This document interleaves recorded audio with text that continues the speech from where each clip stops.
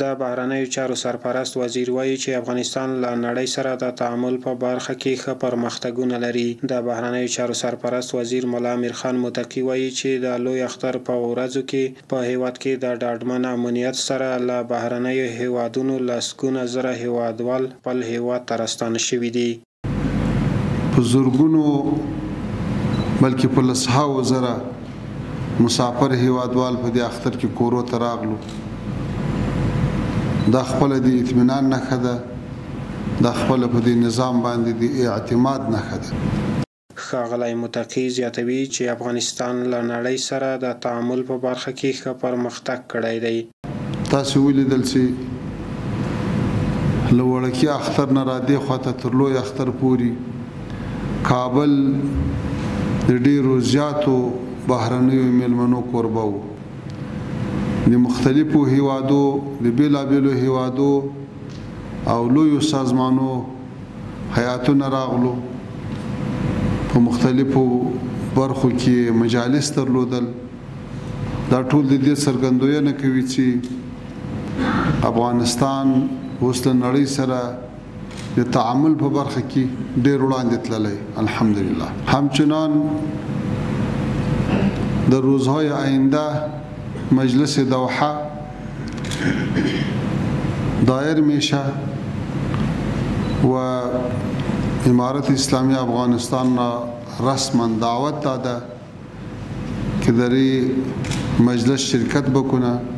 یه هم دلالت به این میکنه که امارت اسلامی افغانستان اهمیت و حیثیتی که داره جهانیان روز به روز او را درک میکنه. د بهرنیو چارو سرپرست وزیر زیاتوي چې اسلامي امارت له ګاونډیو او نړیوالو هیوادونو سره ښې او مثبتې اړیکې پالل غواړي. همدارنګه په هیواد کې د هر ډول پروژو د پلي کېدو ښه زمینه برابره شوې ده.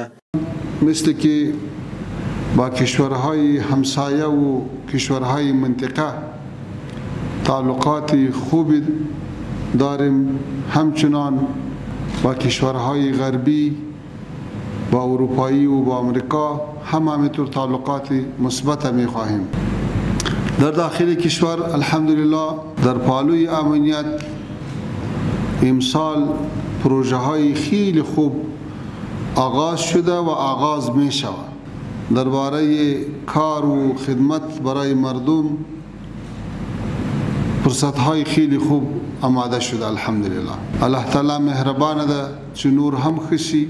مسئولینو د اسلامي امارت د وزیرانو بیلابیلو هیوادو ته سفرونه دا ټول د ښکارندویي کوي چې نور دا درک سوي، دا منل سوي چې د افغانستان موجوده حکومت دا په همدې هیواد باندې واحد مسلط حکومت ده، ولس یې تر شا ولاړ ده او دنیا کا تعامل کوي له همدې نظام سره به کوي. هغه تشویشونه یا هغه امیدونه چې د دې نظام دښمنانو درلودل هغه نور ورځ په ورځ له خاورو سره خاورې کیږي او نه په داخل کې او نه له هیواد نه بهر داسې کوم تشویش لیدل کیږي چې هغه د دښمنانو ته امید ورکړي. نظام ستنې ورځ په ورځ ټینګیږي.